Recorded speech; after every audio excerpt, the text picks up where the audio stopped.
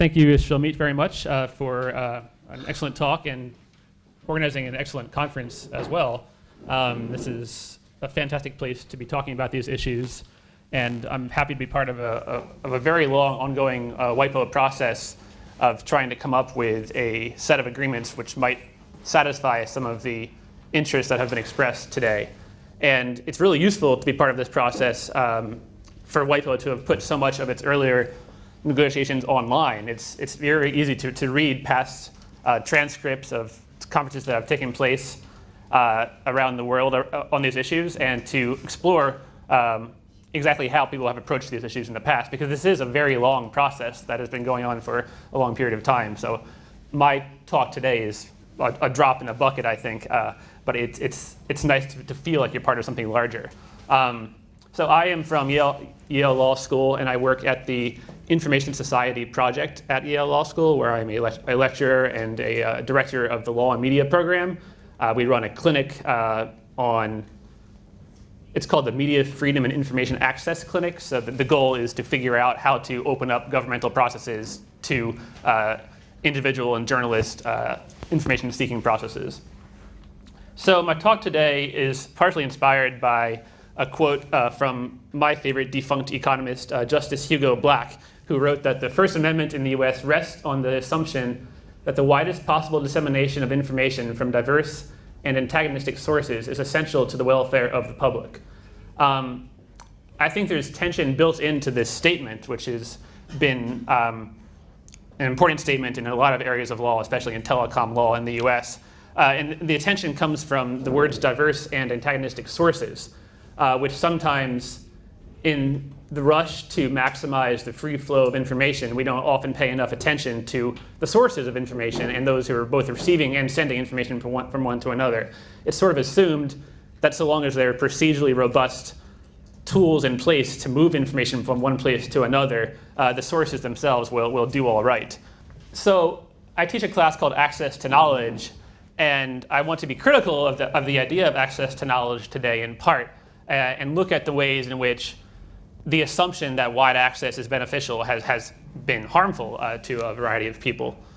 So one way to frame traditional knowledge is as an objection to wide access to knowledge, because when access to knowledge requires indigenous people to lose control over what kinds of knowledge they want to be circulated, how they want the knowledge to be circulated, how they want third parties to be able to access and make use of this information, it can be damaging. And one example of how this has happened in the past is the situation of the Rosy Periwinkle in Madagascar. This was a plant that was used by shamans in Madagascar to treat a variety of ailments. And Eli Lilly, a drug company, came in and determined that this plant could be used to treat Hodgkin's disease. Developed a treatment which brought in past is the situation of the Rosy Periwinkle, none of which initially made it back to Madagascar at all. And in fact, this loss of revenue led the shamans of Madagascar to engage in a variety of environmentally destructive practices to try to keep their different economies afloat. So you can see how the loss of knowledge management tools in this situation led to a variety of economic exploitations. And this isn't the only place where the public domain and the idea of open access has been harmful in various ways. The very idea of the public domain is a challenge in some senses. In the US, for instance, the public domain and the commons are constantly under threat by a variety of forces which seek to enclose it or to make it a very minimal part of the copyright system.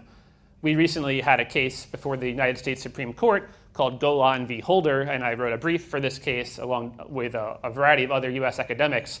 The situation in that case was the US Congress had passed a law to comply with a treaty saying that certain works that were previously in the public domain were to be put back under copyright law, including works by Stravinsky, Shostakovich, and a variety of Russian composers.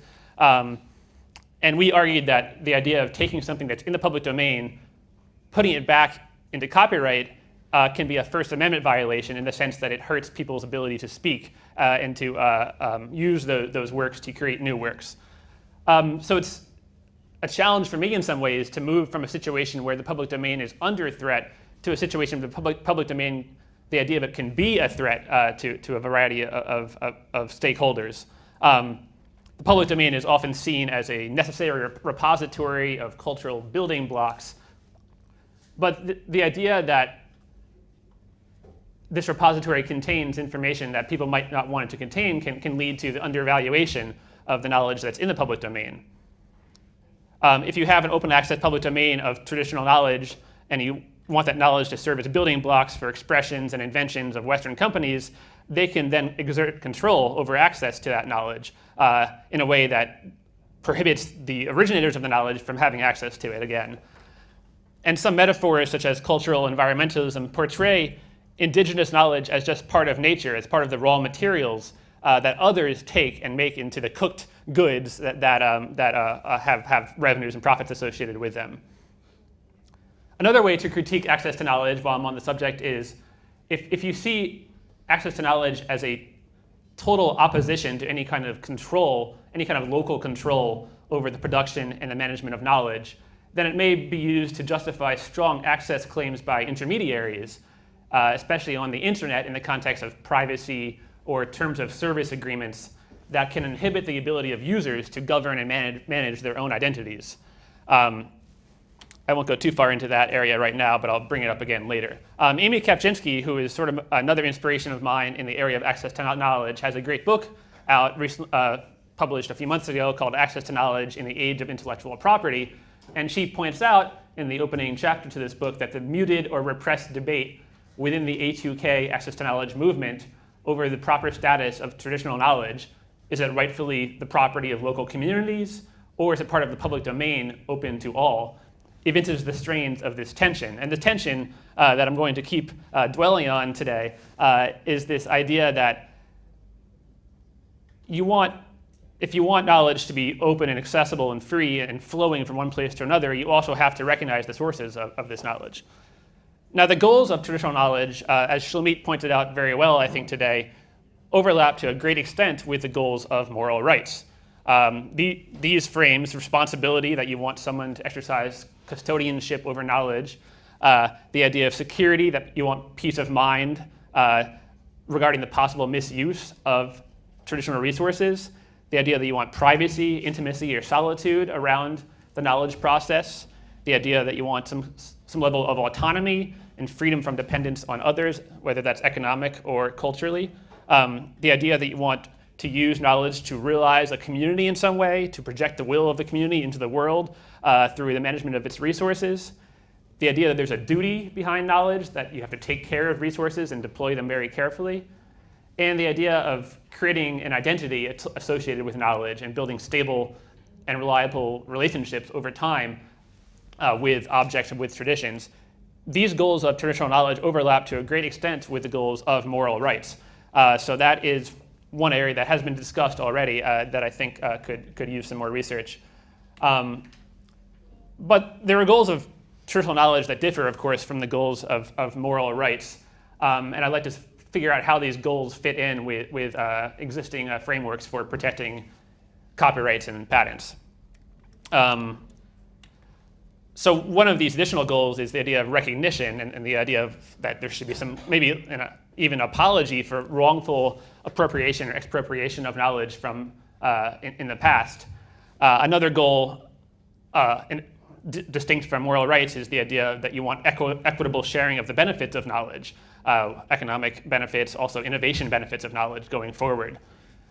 Another goal is the implementation of ethical standards for research. One area that I know a bit about, just from a friend who did some research in Brazil, is the idea that researchers often fail to share back the results that they obtain with the communities from which these results are obtained. And that's a problem. So some other goals are building more respect for the communities themselves as sources of innovation and expertise, the interest in not trivializing a community or its contributions. Recently, the Lego building block company came up with a set of Legos based on a variety of Maori names. And this was seen as quite rightly to be offensive to the Maori community. And another goal is to ensure that the symbols, artifacts, and designs of indigenous communities are not taken out of context. So these moral rights and these goals beyond moral rights all highlight the core tension in the movement, the A2K movement. And that tension also is manifest in the distinction between the public domain's interest in removing constraints on uses of information and the A2K movement's similar interest in placing affirmative obligations on other users to abide by the terms set by local rights holders. Sometimes these downstream obligations emerge from private ordering in the cases of the Creative Commons license and the general public license, two ideas which depend upon copyright but use rights under copyright to require other users of information. So say you've created a piece of software code and you want everybody else who's using that code to license it under the same terms that you licensed it. The general public license allows you to impose those obligations on downstream users. So it's not just about the free flow of information, it's also about recognizing the sort of environmental effects of information flow and making sure that those around you recognize those effects as well. So there are similarities here between the goals of traditional knowledge and the goals of access to knowledge. One problem that the traditional knowledge community has with public domain is manifest in the idea that someone might put seeds into the public domain, and this placement into the public domain allows other actors to modify those seeds with genes, such as Monsanto's Terminator gene, that render the seeds less useful to the local farmers because they can't reuse them from year to year. Similarly, in the access to knowledge context, the idea that you might put your software code into the public domain might allow other actors, other companies to implement that code in software and in hardware as well that is no longer accessible to you, the original coder. These problems, I think, have a lot in common with one another and probably could see some of the same solutions as well, which I'll try to talk about now. Despite my earlier critique of the access to knowledge movement, I think there are many principles in it that are worth preserving as we think about how to protect traditional knowledge. One of those principles is that the whole is often greater than the sum of its parts, that you need to be sort of attentive to the community and dynamic routes by which knowledge and creations evolve, rather than trying to isolate or quantify or catalog each individual's contribution to a given endeavor. It's often useful to think about how those contributions only make sense in the context of a larger endeavor, and to figure out how various kinds of innovation and creativity can be spun out of community interactions rather than just individual romantic authorship. And this idea that knowledge doesn't arise out of thin air, it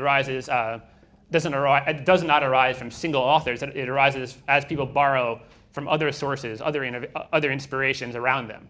And as a result, knowledge is not usually a discrete good. It gains value insofar as it can be combined with other knowledge that's out there and put into other conceptual frameworks. There's also a strong skepticism in the access to knowledge movement around the idea of using exclusive rights as the sole means of promoting innovation or scientific or cultural progress. The government, there are many alternative proposals within the movement as to how to give funding to creators, and one of the primary ways is through governmental funding of public goods. When something is important enough that is necessary to innovation or to cultural advancement, the idea that you might want to have government funding that public good is a strong idea. There might also be cross-licensing pools that various innovators can enter into, which allow them access to all the innovations within that pool.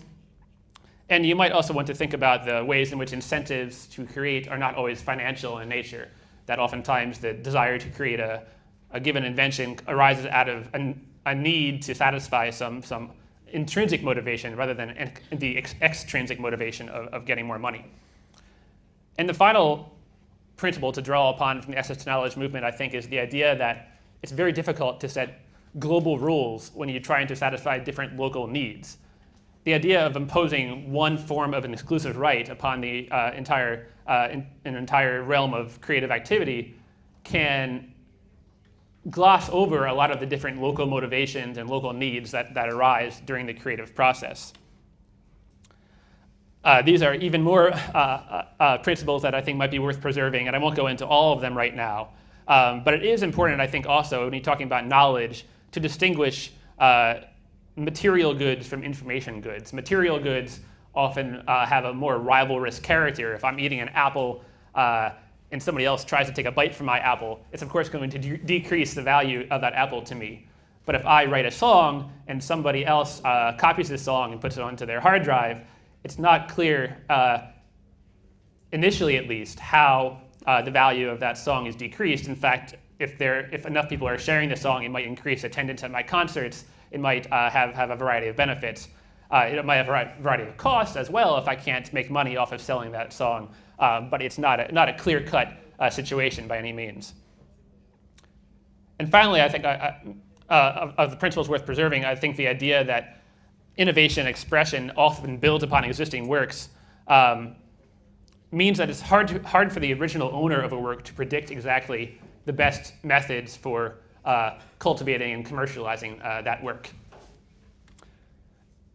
And it's also important to pay attention not just to the users of knowledge, but to the intermediaries. And I think that maybe that's the main point I want to make today, is that it's important to think about the ways in which access infrastructures play a strong role in determining who gets access to knowledge and who gets to control the flow of knowledge. So when we were thinking about ways to craft a traditional knowledge protection, each proposal should I think, be accompanied by sort of an inquiry into what kinds of intermediaries are implied by different forms of traditional knowledge.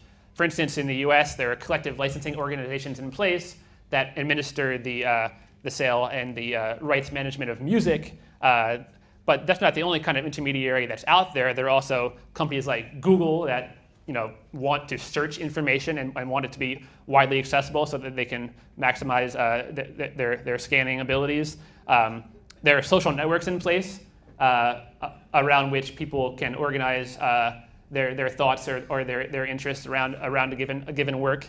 There are content management systems in place.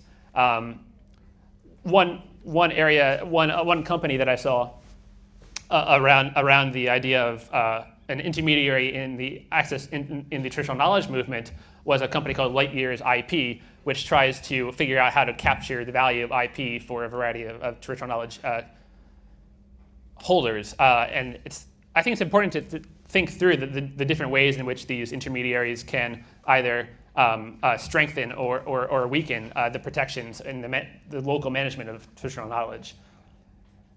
It might also be the case that the rights associated with traditional knowledge will end up being so fractured or so distributed or so contextual that they won't be of much use to intermediaries that want to do some kind of universal service, and that itself might be a choice that those in the traditional knowledge movement might want to think through.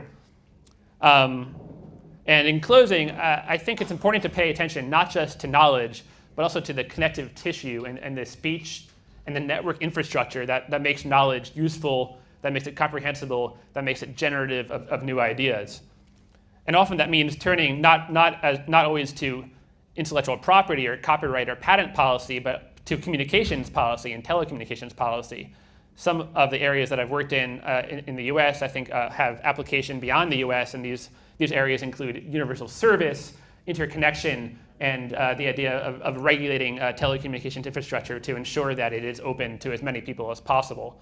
And as this infrastructure is built out, in some cases, the under-enforcement of the laws that regulate creative production and integrity of identity can be helpful in promoting greater user participation on those services. So there's a lot that's been said already about this topic, and I'd like to sort of echo a lot of the other earlier comments that have been made today. And I don't think unfortunately, I think I've just raised some more questions that people will have to deal with throughout the remainder of this conference. But I'm really happy to be part of this process, and I thank you all for listening. Thanks.